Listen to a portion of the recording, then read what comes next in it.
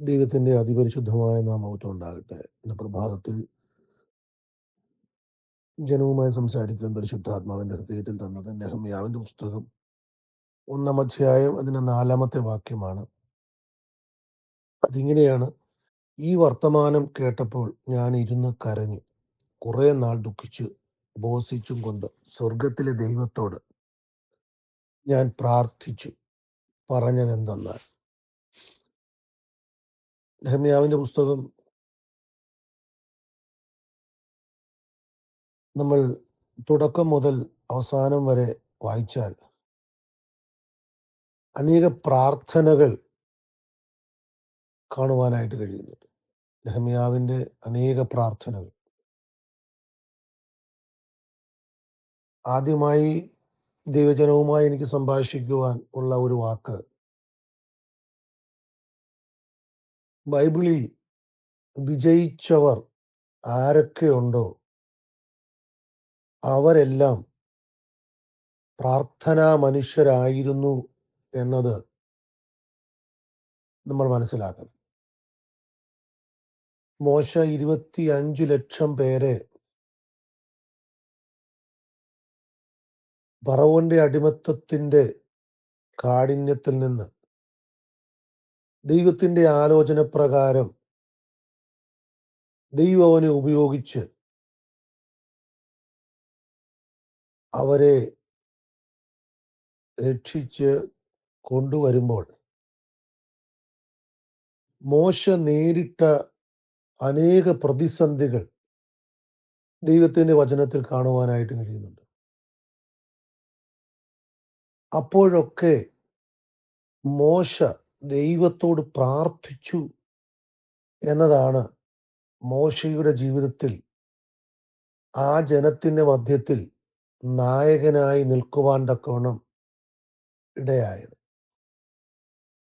ചെങ്കടലിന്റെ ചെങ്കടലിന്റെ കരയിൽ ജനം പിറുപിറുക്കുമ്പോഴും ജനം മോശയ്ക്കെതിരെ കല്ലെടുത്തെറിയുവാൻ ആഗ്രഹിക്കുമ്പോഴും മോശ ദൈവത്തിന്റെ സന്നിധിയിൽ ചെന്ന് പ്രാർത്ഥിച്ചു എന്നത് കാണുവാനായിട്ട് കഴിയും. ഇസ്രായേൽ മക്കൾക്ക് എല്ലാം ഭവനമുണ്ടായിരുന്നത് പോലെ മോശ ദൈവത്തോട് സംഭാഷിക്കുന്ന ഒരു സ്ഥലം, അതായിരുന്നു സമാഗമന കൂടാരമായി പിന്നീട് മാറ്റപ്പെട്ടത്. എന്ന് വെച്ചാൽ ദൈവവും താനും തമ്മിൽ സംഭാഷിക്കുന്ന ഒരു സ്ഥലം, സന്ധിക്കുന്ന ഒരു സ്ഥലം മോശയ്ക്കുണ്ടായിരുന്നു എന്നതാണ് മോശയുടെ ജീവിതത്തിന്റെ വിജയ രഹസ്യം. അങ്ങനെ തുടങ്ങി ദൈവത്തിന്റെ വചനത്തിൽ നമ്മൾ എടുത്താൽ അനേക ഭക്തന്മാരെ കാണുവാനായിട്ട് കഴിയും. ദാനിയേൽ എന്നൊരു മനുഷ്യനെ നമുക്ക് അറിയാം. ദാനിയേലിന്റെ ജീവിതത്തിൽ അവൻ കൽദയരെക്കാൾ ഉത്കൃഷ്ട മാനസനായി തീർന്നത് അവരുടെ അവരുടെ ജ്ഞാന നിപുണന്മാരായ ആളുകൾ പറയാൻ കഴിയാത്ത അത്ഭുത രഹസ്യങ്ങൾ പറയുവാൻ പ്രാപ്തിയുള്ളവനായി മാറിയത് ദാനിയേൽ ഒരു പ്രാർത്ഥനാ മനുഷ്യനായിരുന്നു എന്നുള്ളത്. നമ്മൾ നെഹമ്യാവിന്റെ പുസ്തകത്തിലേക്ക് മടങ്ങി വരുന്നു. ഇവിടെ നെഹമ്യാവ്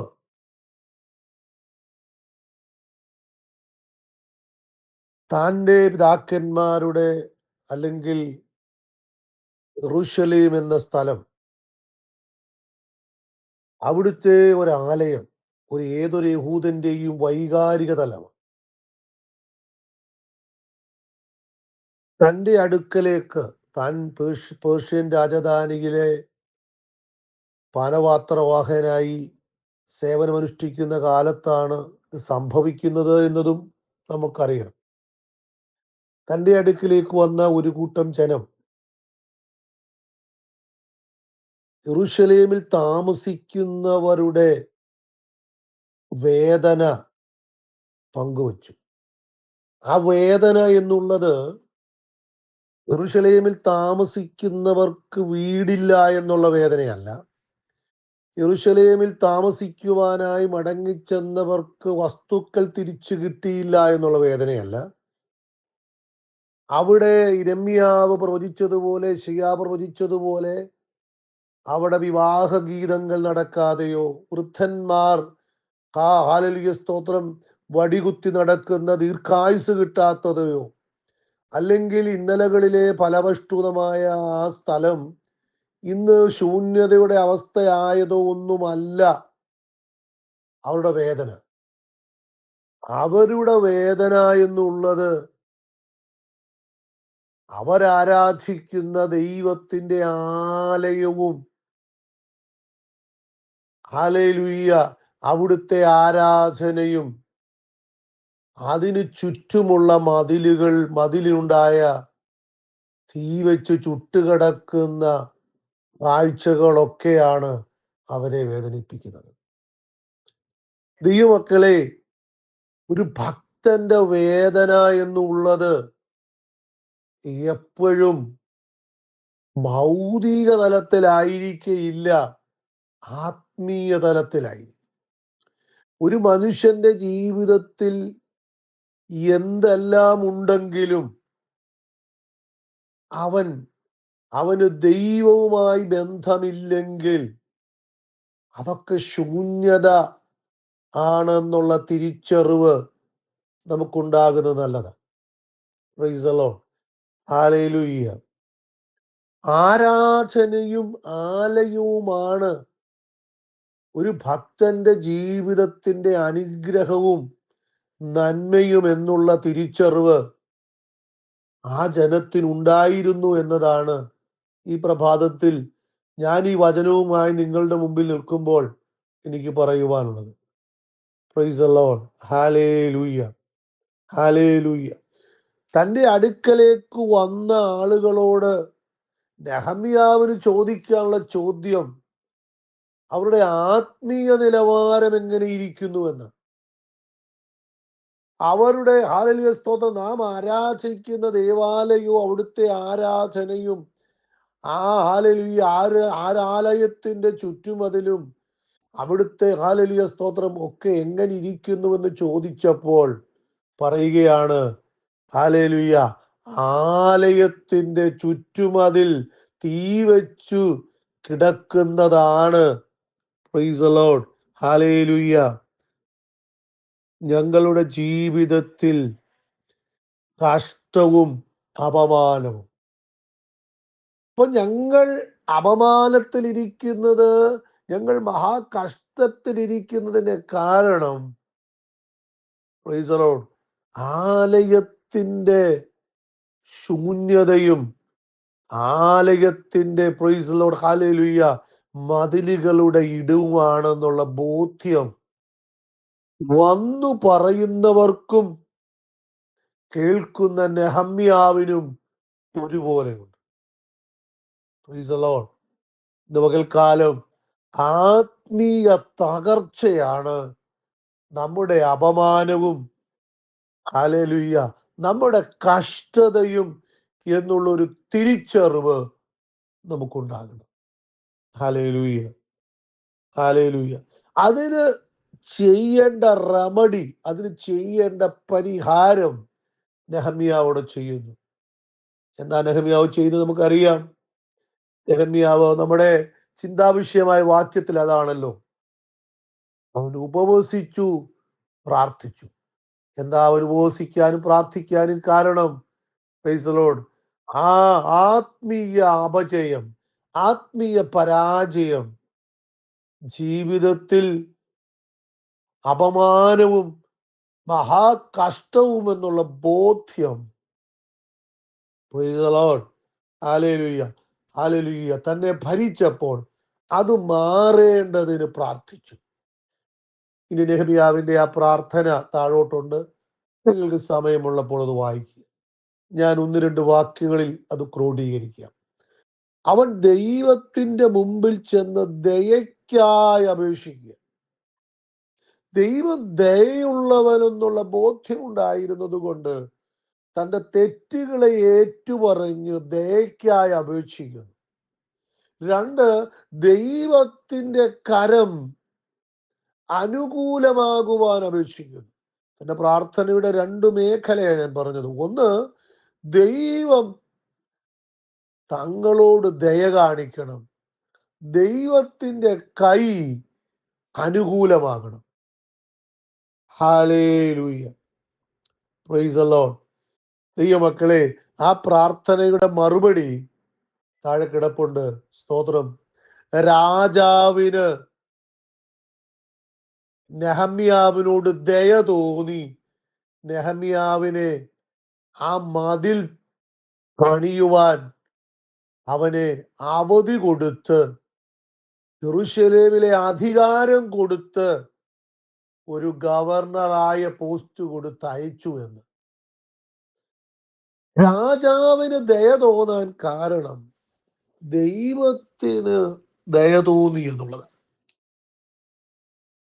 ദൈവമക്കളെ, ഹല്ലേലൂയ.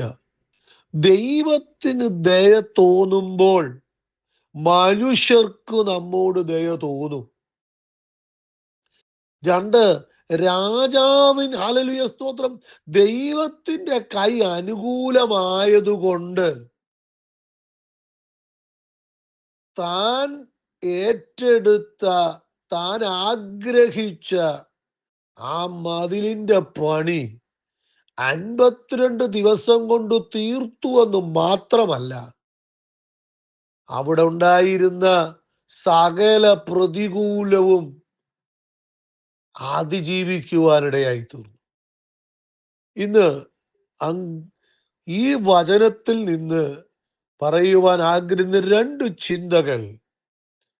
1, ദൈവത്തിന്റെ സന്നിധിയിൽ ദയയ്ക്കായി പ്രാർത്ഥിക്കുക. ദൈവത്തിന്റെ സന്നിധിയിൽ ദൈവത്തിന്റെ കൈ അനുകൂലമാകുവാൻ പ്രാർത്ഥിക്കുക. ദൈവത്തിന്റെ കൈ അനുകൂലവും ദൈവത്തിന്റെ ദയ നമ്മളോട് ഉണ്ടാകുകയും ചെയ്യുമ്പോൾ ബാക്കിയെല്ലാം ഓട്ടോമാറ്റിക്കലി ശരിയായിക്കൊള്ളും. പലപ്പോഴും നമ്മൾ ചെയ്യുന്ന തിരിച്ച. നമുക്കൊരു വിഷയം വന്നാൽ ആദ്യം രാജാവിനോട് ചെന്ന് ചോദിക്കും. കാരണം തനിക്ക് അതിനുള്ള ഹോൾഡ് ഉണ്ട്. താൻ രാജാവിന്റെ മുമ്പിലാണ് നിൽക്കുന്നത്. രാജാവിനോട് ചോദിക്കും.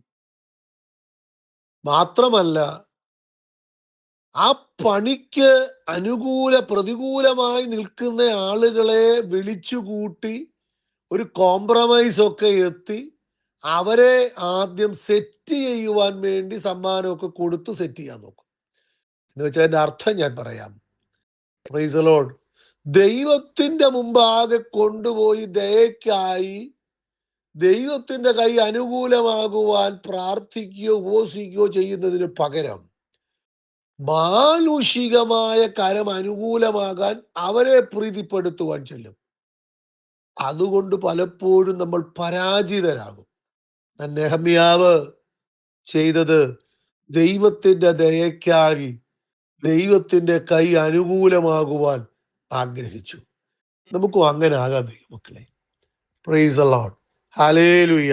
നമ്മുടെ ജീവിതത്തിലെ വിഷയങ്ങൾ, ഭാരങ്ങൾ, വേദനകൾ, നമുക്ക് പരിഹരിക്കാൻ കഴിയാത്തത്, നമുക്ക് ഒരുപക്ഷെങ്കിൽ നടക്കുകയില്ലെന്ന് നമ്മൾ വിചാരിക്കുന്ന വിഷയങ്ങളൊക്കെ ദൈവത്തിന്റെ കൈ അനുകൂലവും ദൈവത്തിന്റെ ദയയും കടാക്ഷവും നമ്മുടെ ജീവിതത്തിൽ വരുവാനും ദൈവം കൊണ്ടുവെക്കുമ്പോൾ മറ്റു ഭാഗം ദൈവം ചെയ്തു കൊള്ളും എന്നാ പറയണം. പേർഷ്യൻ രാജധാനിയിലെ രാജാവിന്, ഹല്ലേലൂയ, പ്രൈസ് ദി ലോർഡ്, ഈ മനുഷ്യനോട് ദയവ് തോന്നണമെന്നോ? ഹല്ലേലൂയ സ്തോത്രം. ഹല്ലേലൂയ. ഹല്ലേലൂയ. സൻബല്ലത്തും തോബിയാവും തുടങ്ങിയ ആളുകൾ, പ്രൈസ് ദി ലോർഡ്, എതിർത്താൽ ഈ പണി, ഹല്ലേലൂയ, നടക്കുമോ എന്നും, പ്രൈസ് ദി ലോർഡ്, അവരുടെ എതിർപ്പിനെ അവഗണിക്കുന്നത് കൊണ്ട് പ്രശ്നം ഉണ്ടാകുന്നൊക്കെ ചിന്തിച്ചിരുന്നാൽ, പ്രൈസ് ദി ലോർഡ്, നമുക്കൊരിക്കലും ചുവട് വെക്കുവാനായി കഴിയുകയില്ല. എന്നാൽ ദൈവത്തിന്റെ മുമ്പാകെ പ്രാർത്ഥിച്ച് ഉപവസിച്ച് ദൈവത്തിന്റെ കരത്തിൽ ദയയ്ക്കായി, അനുകൂല കരത്തിനായി അപേക്ഷിച്ചാൽ ദൈവം, പ്രൈസ് ദി ലോർഡ്, ഹല്ലേലൂയ, നമ്മളുടെ പ്രതിസന്ധികളിൽ എന്തൊക്കെ നമ്മൾ ചിന്തിക്കുകയോ അതെല്ലാം ദൈവം അനുകൂലമാക്കി, സന്തോഷമാക്കി, അനുഗ്രഹമാക്കി നമുക്ക് ചെയ്തു തരും. ഹല്ലേലൂയ. ഒരു ഹല്ലേലൂയ സ്തോത്രം. ഹല്ലേലൂയ. Praise the Lord. ആ പണി പൂർത്തീകരിക്കുവാനും ദൈവം സഹായിക്കും. Price the Lord. ഹല്ലേലൂയ. ഇന്ന് പകൽക്കാലം ഈ വചനം നമുക്ക് ബലമാകട്ടെ. ഈ വചനം നമ്മുടെ ജീവിതത്തിൽ ചില അത്ഭുതങ്ങൾ ചെയ്യട്ടെ എന്ന് പറഞ്ഞ് ഞാനിവിടെ നിർത്തുന്നു. ജനത്തിനായി പ്രാർത്ഥിക്കുന്നു. പരിശുദ്ധ ദൈവമേ, ഇന്ന് പകൽക്കാലം അങ്ങയുടെ മുമ്പാകെ അടുത്തു വരികയാണ്. നെഹമ്യാവ് യെരൂശലേമിന്റെ മതിലിന്റെ ഇടിവ് ആണ് ആ സംസ്ഥാനത്തിലെ ജനത്തിന്റെ മഹാകഷ്ടതയ്ക്കും അപമാനത്തിനും കാരണമെന്ന് മനസ്സിലാക്കിയിട്ട് ആ മതിൽ പണിയാൻ ആഗ്രഹിച്ചതുപോലെ ഞങ്ങൾക്കും അങ്ങനെ ചില ചിന്തകൾ തരണമേ എന്ന് പ്രാർത്ഥിക്കുന്നു. ഞങ്ങൾ അപമാനിക്കപ്പെടുന്നത്, ഞങ്ങൾ മഹാകഷ്ടത്തിലാകുന്നത്, പ്രൈസ് ദി ലോർഡ്, ആത്മീയ മേഖലയുടെ അപജയമെന്ന് തിരിച്ചറിഞ്ഞ് ഒരു മടങ്ങി വരവിനായി ജനത്തെ ഒരുക്കണമേ എന്ന് പ്രാർത്ഥിക്കുന്നപ്പ. ഹല്ലേലൂയ. അപ്പ അങ്ങയുടെ മുമ്പിൽ ദയയ്ക്കായി നെഹമ്യാ അപേക്ഷിച്ചതുപോലെ ഞങ്ങളോട് അവിടുത്തെ ദയുണ്ടാകുവാൻ ഞങ്ങൾ അപേക്ഷിക്കുന്നു. ഹല്ലേലൂയ. അവിടുത്തെ കൈ ഞങ്ങൾക്ക് അനുകൂലമാകണമേ എന്ന് ഞങ്ങൾ പ്രാർത്ഥിക്കുന്നു. ഞങ്ങൾ വിശ്വസിക്കുന്നു. അങ്ങയുടെ കൈ അനുകൂലമായാൽ, പ്രൈസ് ദി ലോർഡ്, ഞങ്ങളുടെ മുമ്പിലുള്ള സകല പ്രതിസന്ധികളും മാറും എന്ന് ഞങ്ങൾ വിശ്വസിക്കുന്നു. അങ്ങക്ക് ഞങ്ങളോട് ദയവ് തോന്നിയാൽ ഏതു ക്രൂരനായ ഈ ലോകത്തിലെ മനുഷ്യർക്കും ഞങ്ങളോട് ദയവ് തോന്നും എന്ന് ഞങ്ങൾ വിശ്വസിക്കുന്നു. ദയക്കായി ഞങ്ങൾ പ്രാർത്ഥിക്കുന്നു. അങ്ങയുടെ കൈ അനുകൂലമാകുവാൻ ഞങ്ങൾ പ്രാർത്ഥിക്കുന്നു. ദൈവസഭയ്ക്ക് അങ്ങയുടെ കൈ അനുകൂലമാക്കണമേ. ദൈവസഭയിലെ ജനത്തിന് അങ്ങയുടെ ദയ ധാരാളം ഉണ്ടാകണമേ. പകൽക്കാലം ഈ വചനം ഞങ്ങളുടെ ജീവിതത്തിൽ വിടുതലായി ഇറങ്ങണമേ. അങ്ങ് പറഞ്ഞ വാക്ക് ജനത്തിനും അടിയനും അനുഗ്രഹമാകുന്നത് കൊണ്ട് സ്തോത്രം. ഞങ്ങൾ അത് ഉവ്വ എന്നും ആമേനെന്നും പറഞ്ഞ് സ്വീകരിക്കുന്നു. 52 ദിനം കൊണ്ട് നെഹമ്യാവിന് ആ പണി പൂർത്തീകരിച്ച് ജനത്തിന്റെ അപമാനവും ജനത്തിന്റെ കഷ്ടതയും മാറി അവർ ആനന്ദിച്ചതുപോലെ ദൈവജനത്തിനും സന്തോഷിക്കുവാൻ, ആനന്ദിക്കുവാൻ ദൈവം കൊടുക്കുന്ന അനുഭവത്തിനായും ഞാൻ സ്തോത്രം ചെയ്യുന്നു. മഹത്വം അങ്ങയ്ക്ക്.